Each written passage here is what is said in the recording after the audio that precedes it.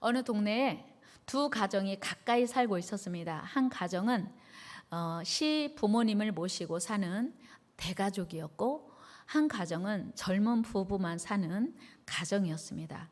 그런데 그 노부모님을 모시고 사는 대가족은 항상 화기애애하고 따뜻하고 사랑이 넘치는 그런 가정이었어요, 누가 봐도. 그런데 젊은 부부만 사는 가정은 항상 티격태격 싸우는 것이었어요. 그러자 젊은 부부가 궁금하게 생각했어요. 이상하다. 우리는 둘이만 사는데 여럿이 사는 저 가정보다 왜 사랑이, 기쁨이, 행복이 넘치지 못할까? 생각해 보면 가족 구성원이 많으면 더 충돌할 일이 많을 것 같은데, 왜 우리 가정은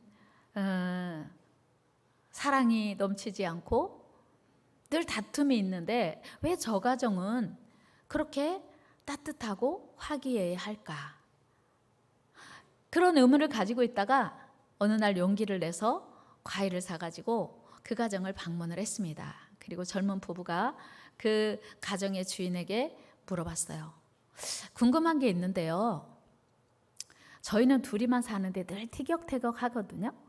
그런데 선생님 가정은 이렇게 여러 가족이 모여서 사시는데도 그렇게 항상 화기애애하고 사랑에 넘치는 가정일 수 있는 이유가 무엇일까요? 그랬더니 그 가정의 아들 또 남편 되는 그 분이 그렇게 말했어요. 그건요, 우리 가정은요 바보들이 사는 가정이고요, 선생님의 가정은 똑똑한 사람들만 살아서 그래요. 그러니까 그게 무슨 말이에요? 선생님 가정은 바보들만 산다고요? 우리 가정은 똑똑한 사람들만 산다고요? 네, 그건요 이런 거예요. 예를 들면 우리 가정에서 일어나는 일들을 말씀드리면, 오늘 아침에 제가 출근을 하려다가 물그릇을 엎었어요.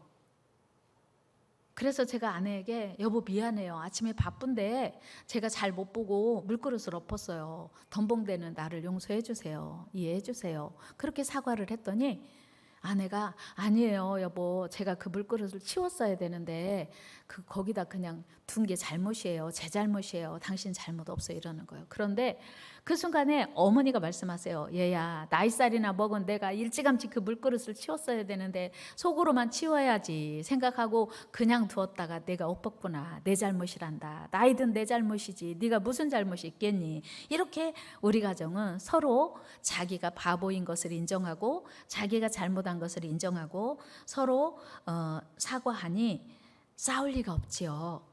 그렇게 말하는 것이었어요. 여러분 어때요? 행복한 가정은 언제 이루어질까요? 똑똑한 사람들만 모여 살면 행복한 가정 될까요? 아니에요. 행복한 가정은 자신의 실수와 약함을 인정하고 그리고 상대를 존중하고 높일 때, 다른 사람을 세울 때 가능한 거예요. 그런데 우리는 어떻습니까? 조그만한 문제가 생겨도 서로 원망하고 탓하고 그리고 불평할 때가 많지 않습니까? 예전에 자동차 뒤 유리에 내 탓이요라고 하는 스티커를 붙이고 다니는 차들이 있었어요. 여러분 기억나시나요? 내 탓이요.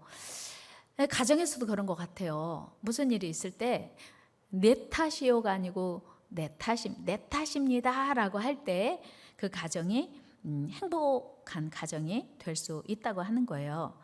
오늘 본문에서 지혜자는 말합니다. 1절에서 유순한 대답은 분노를 쉬게 하여도 과격한 말은 노를 격동하느니라. 그렇습니다. 우리는 어떤 상황에서도 과격한 말보다 유순한 말을 해야 돼요. 여러분 어때요? 여러분 입에서는 과격한 말이 많이 나와요? 유순한 말이 많이 나와요? 목사님 그거 말이라고 하세요. 기분이 좋을 때는 유순한 말 나오고 기분이 안 좋을 때는 과격한 말 나오지요. 성경에는 그렇게 말하지 않아요. 기분 나쁠 때는 과격한 말 해도 된다고 안 써 있어요. 유순한 말이 이제 분노를 쉬게 하고 과격한 말은 노를 격동한대요. 그러면 우리는 우리가 사용하는 언어가 유순한 말이어야 하는지 과격한 말이어야 하는지를 생각해 볼 필요가 있죠. 어떤 대기업 회장님이 귀한 손님을 모시고 고깃집에 갔대요. 그런데 이제 회장님이 주문을 하는 거예요. 아줌마, 여기 귀한 손님 오셨으니까 최고급 고기를 내주세요. 그랬어요. 네, 알겠습니다. 그런데 주인이 고기를 가지고 온 거 보니까 기름이 너무 많은 거예요. 은근히 화가 난 사장님이 아줌마에게 다시 불렀어요. 아줌마, 좋은 고기 달라고 했잖아요. 그런데 이렇게 기름이 많아서 어떡해요? 너무 불쾌하고 막 짜증난 목소리로 이 회장님이 이야기했어요. 그랬더니 그러니까 그 분위기가 갑자기 싸해졌겠죠. 그때 여주인이 다가와서 이렇게 말했어요. 아이고, 회장님, 이놈의 소가 밥상에 올라오기 전에 운동을 했어야 되는데 운동을 하지 않아가지고 이렇게 기름이 많이 끼었네요. 그러면서 소를 잡기 전에 잘 살펴보고 소를 잡았어야 되는데 미처 살펴보지 못하고 게을러 터진 소를 잡아가지고 이렇게 기름이 많은 소를 잡았으니 어떻게 하면 좋아요? 그런데요, 이런 소가 부드러워요. 맛있어요. 드셔보세요. 그랬어요. 그랬더니 그 손님이 갑자기 괜찮아요. 우리가 먹고 대신 운동하면 돼요.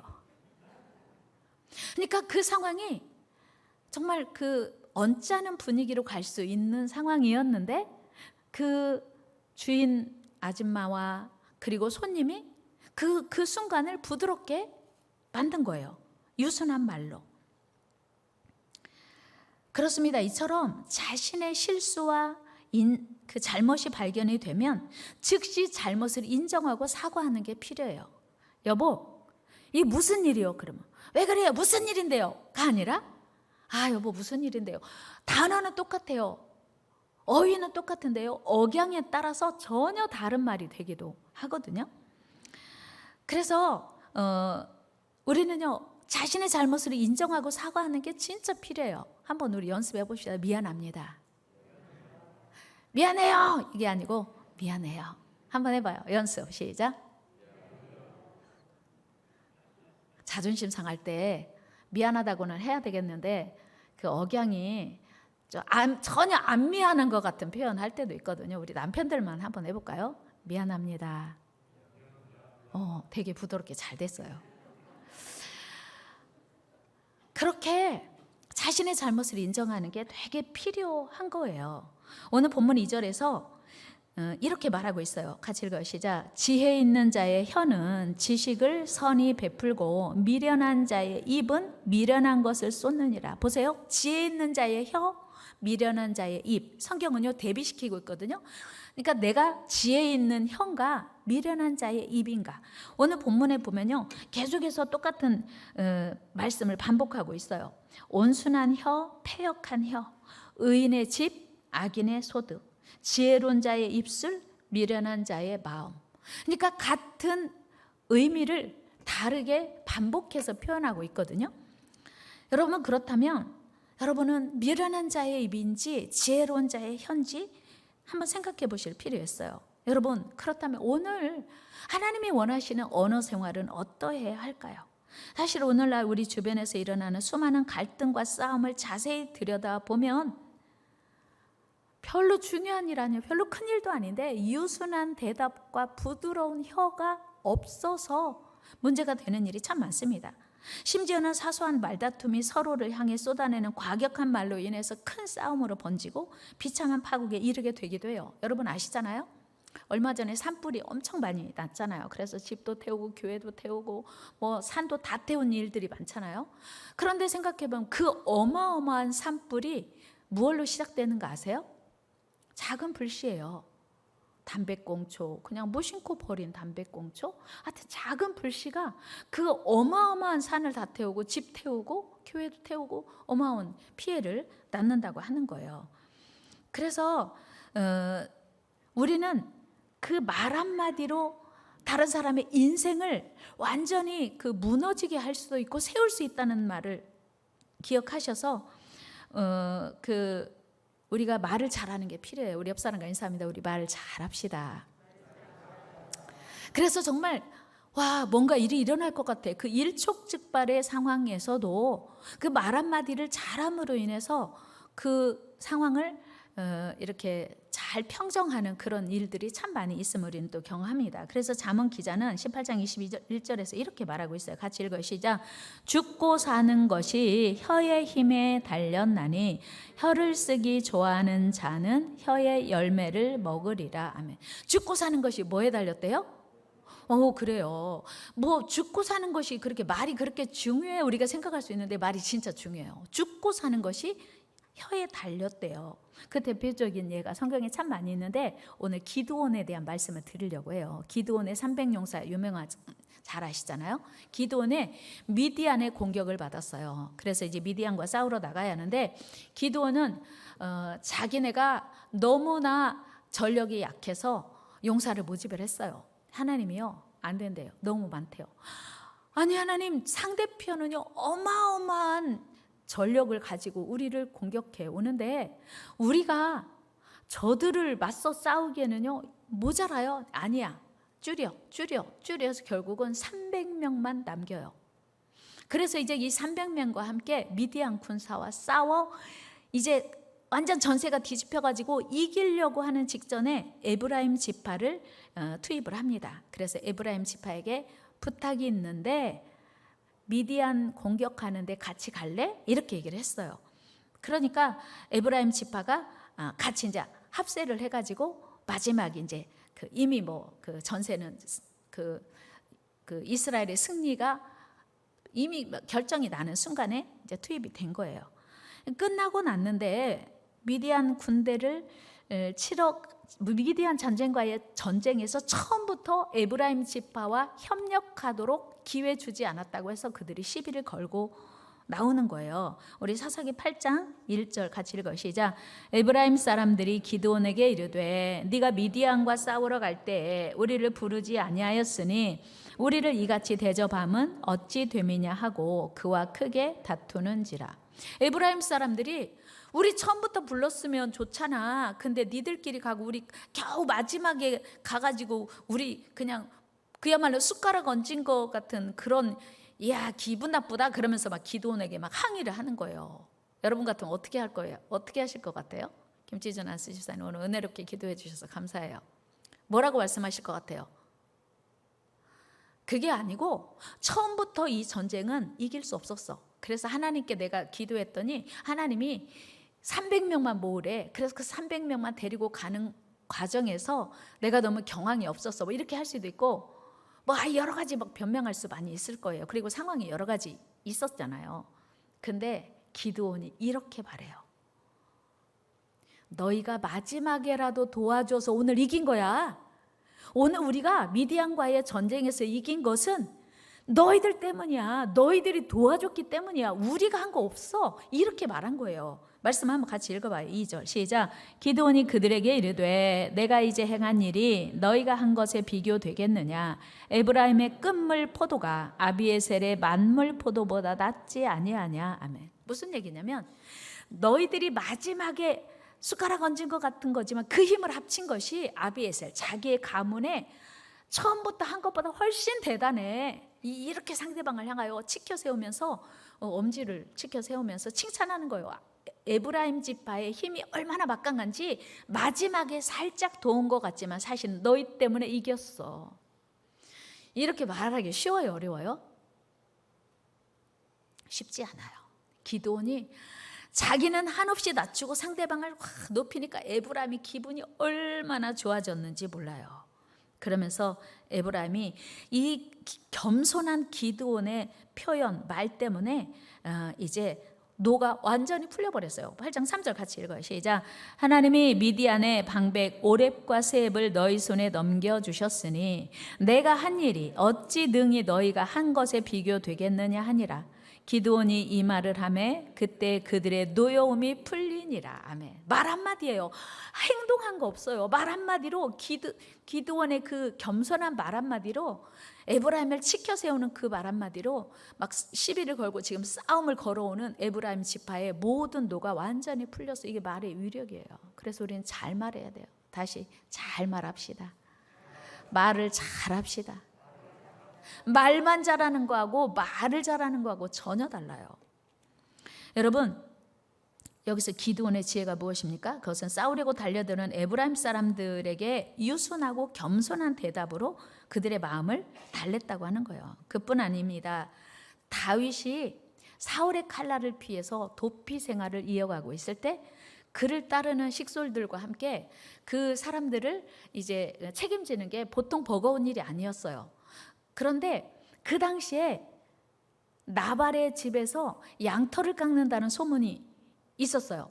근데 그 당시에 고대 근동에서 양털을 깎는 날은 잔칫날이에요.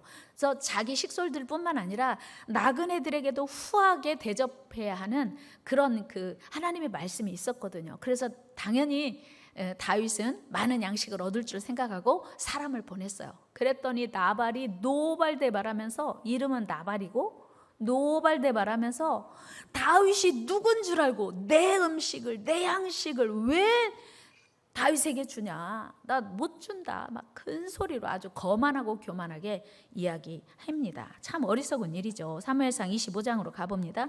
10절 같이 읽어요. 시작. 나발이 다윗의 사원들에게 대답하여 이르되 다윗은 누구며 이 세 아들은 누구냐? 요즘에 각기 주인에게서 억지로 떠나는 종이 많도다. 내가 어찌 내 떡과 물과 내 양털 깎는 자를 위하여 잡은 고기를 가져다가 어디서 왔는지도 알지 못하는 자들에게 주겠느냐 한지라. 다윗을 완전히 무시하고 업신여기는 표현을 한 거예요. 사실 이때 다윗은요, 이스라엘의 두 번째 왕으로 사무엘 선지자에게 이미 기름 부음 받은 상태, 그리고 사울 왕의 사위이기도 하면서 정적으로 여기서 사울이 지금 계속 전심을 다해서 다윗을 죽이려고 쫓아다니는, 추격하는 그런 상황이에요. 다윗은 너무 힘들고 지치고 지금 피곤하고 처량한 그런 상황이에요. 그런데 다윗이 누군 줄 알고, 이 세 아들이 누군 줄 알고, 이건 이미 다윗이 누군지 알고 있다는 얘기예요. 이 세 아들이 누구고 근일에 쫓겨다니는, 그 주인을 배반하고 쫓겨다니는 사람이 있다고 하는데 다윗의 상황을 이미 알고 있는 거예요. 그런데 다윗을 어떻게 여기냐면 한낱 도망자 다윗으로 여기고 업신여기고 무시하는 언행을 합니다. 다윗이 마음이 극도로 화가 나가지고 이 나발의 집을, 나발을 비롯한 모든 남자들을 한 명도 안 남기고 다 죽인다고 다윗이 또 이야기해요.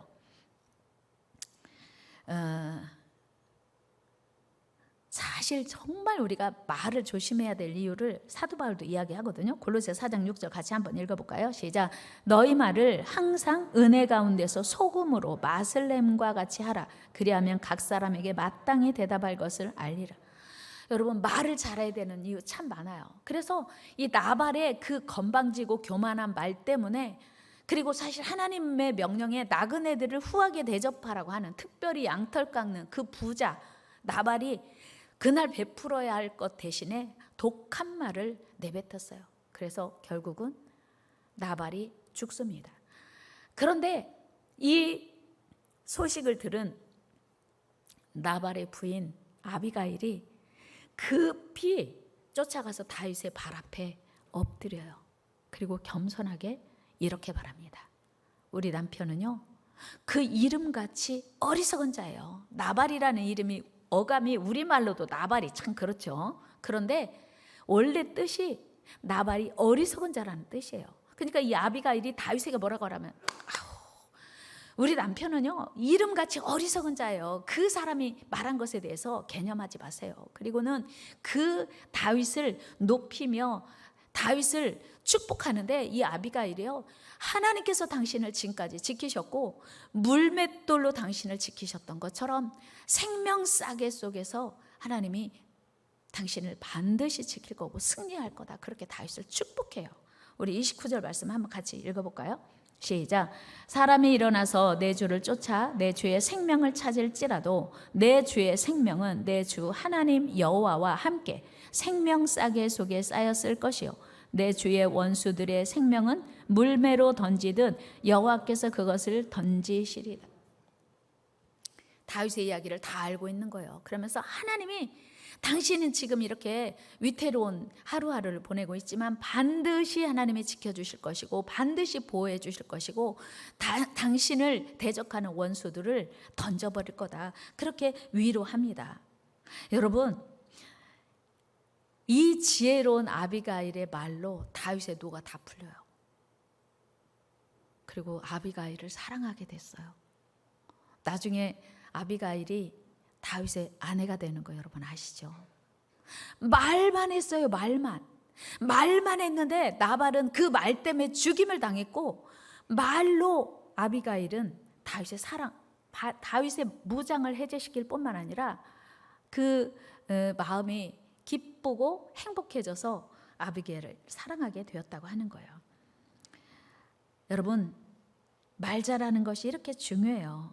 특별히 때에 맞는 적절한 말은 보석입니다. 우리 잠언 25장 11절에서 읽어봐요. 시작. 경어에 합당한 말은 아로 새긴 은쟁반의 금사관이라. 은쟁반도 대단한데 금사과. 뭐가? 경어에 합당한 말. 여러분, 경어에 합당한 말 하시기를 축복합니다. 지금 이 시간에 가장 합당한 말은 무엇일까를 늘 고민하며 말해야 돼요. 그냥 말하면 안 돼요. 생각나는 대로 말하면 안 돼요. 여러분, 우리는 보통요, 나는 원래 그래. 나 원래 직선적이야.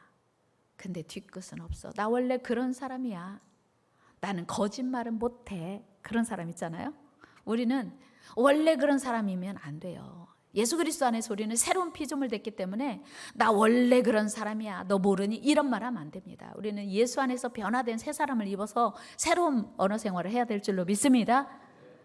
원래 그런 사람이야. 그래서 상대방의 마음에 비수를 꽂고 나는 그런데 뒤끝은 없어. 자기는 하고 싶은 말 다 했으니 뒤끝 없는. 이건요, 하나님이 기뻐하시지 않는 모습이에요. 여러분, 야고보 사도는요, 말이 얼마나 중요한지 또 이런 말을 했습니다. 야고보 3장으로 가봅니다. 시작. 또 배를 보라. 그렇게 크고 광풍에 밀려가는 것들을 지극히 작은 키로서 사공의 뜻대로 운행하나니 이와 같이 혀도 작은 지체로 돼 큰 것을 자랑하도다. 보라, 얼마나 작은 불이 얼마나 많은 나무를 태우는가. 아멘.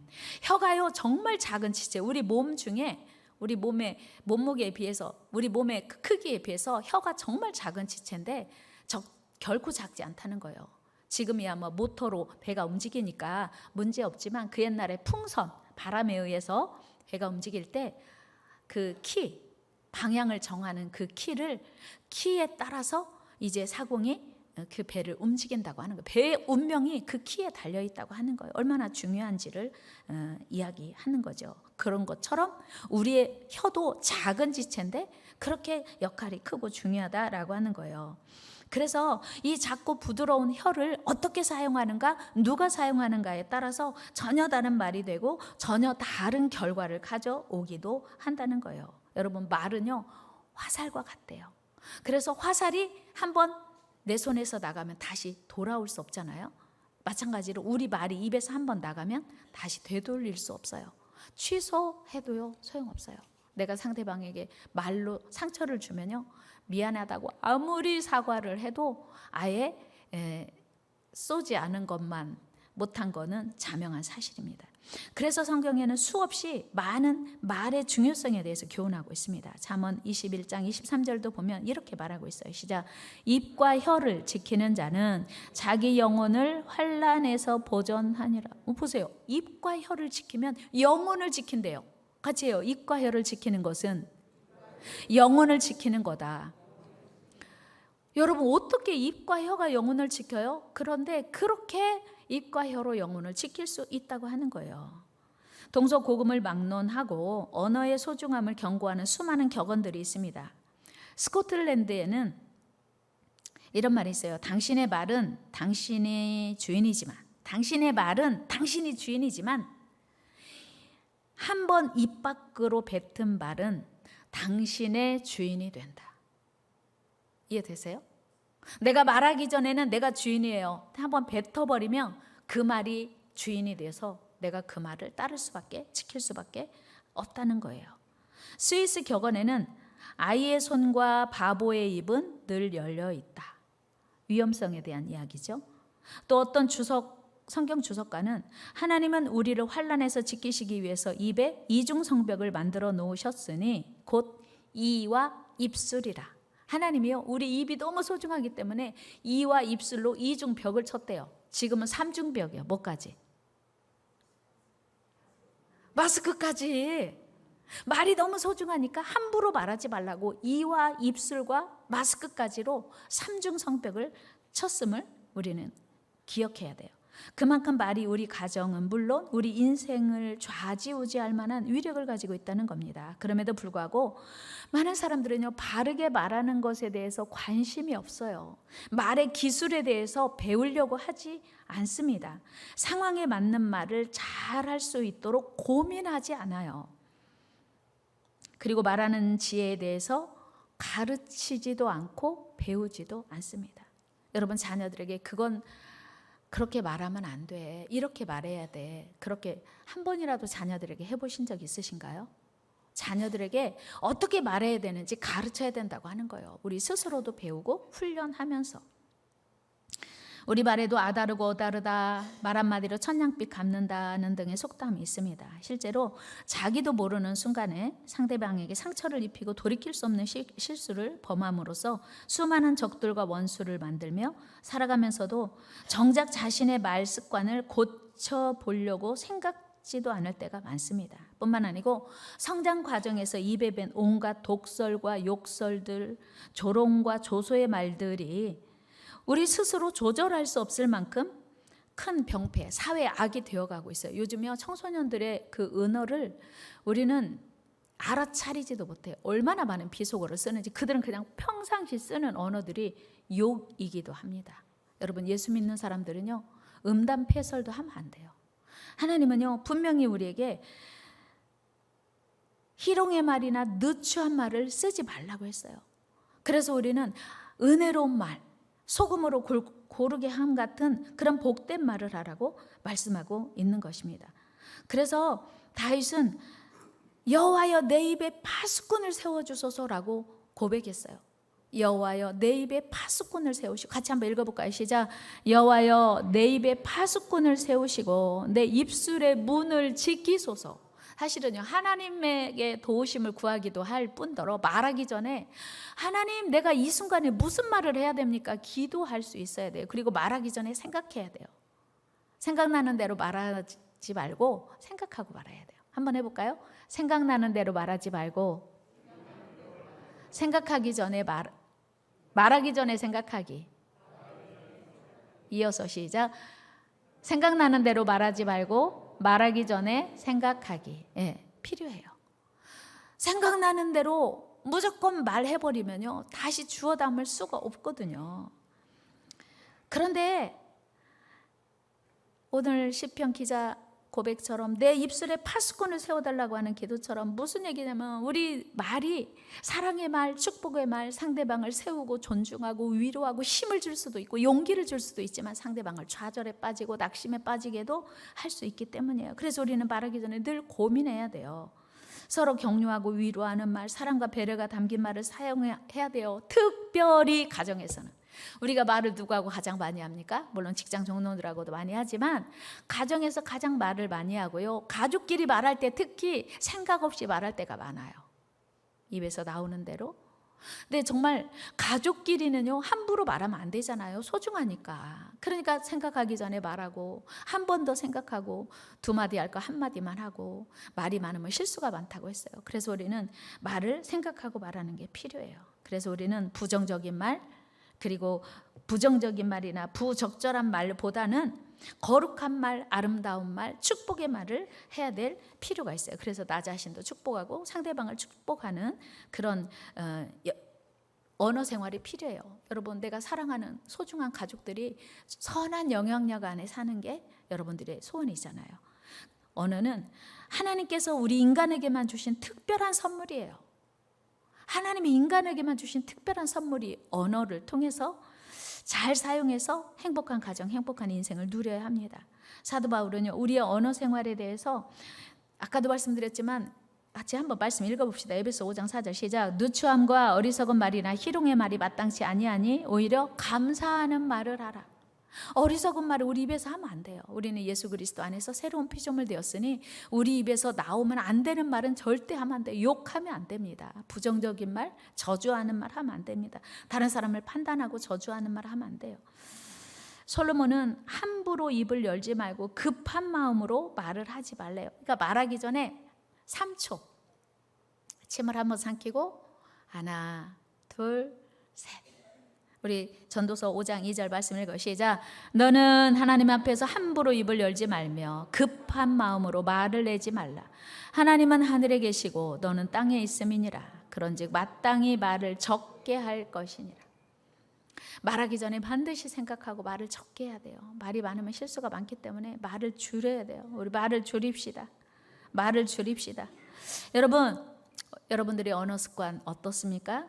우리 말로 가족들이 분노를 쉬게 하고 상처를 치료하며 외로움을 고쳐줄 수도 있는 선한 말이기도 하지만, 아름다운 말일 수도 있지만 우리 말이 독화살처럼 우리 가족을 상처받게 하고 이제 우리 가족에게 큰 그 위축을 주게도 한다는 거예요. 그래서 우리는 이거 기억하고 오늘 이 말씀 드리고 말씀 마치려고 해요. 미고사축 한번 해봅시다. 미고사축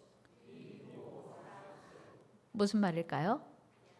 예, 같이 해봐요. 시작. 미안합니다. 고맙습니다. 사랑합니다. 축복합니다.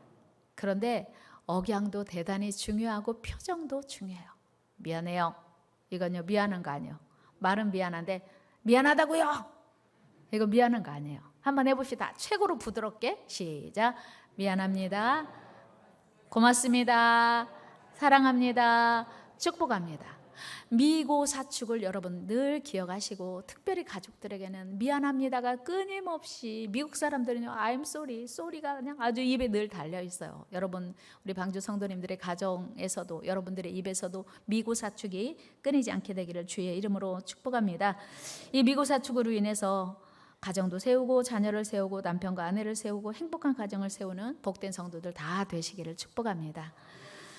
하나님 감사합니다. 가정의 달을 마감하면서 우리가 말로 가족들을 상처 주었는지 돌아봅니다. 주님 용서하여 주옵소서. 더욱 사랑하고 축복하는 말, 사과하는 말, 상대를 존중하는 말 하게 도와주옵소서. 끊임없이 우리 입에서 미안합니다. 제가 잘못했습니다. 인정하고 자신을 잘못을, 실수를, 허물을 인정하는, 그리고 상대를 존중하는 그런 언어 생활 하게 도와주옵소서. 어떤 일이 있어도 마귀의 공격받지 않게 하시고, 이 언어 생활을 잘하는 것이 하나님의 뜻이고 신앙생활이라고 하는 것을 잊지 말게 하시고, 복된 언어 생활로 하나님을 기쁘시게 하는, 그리고 가정을 세우는 우리 모든 성도들 되게 하여 주옵소서. 존귀하신 예수님의 이름으로 기도드리옵나이다. 아멘. 우리 같이 사랑의 종소리 찬양하면서 준비한 신임을 하나님께 올려드리겠습니다.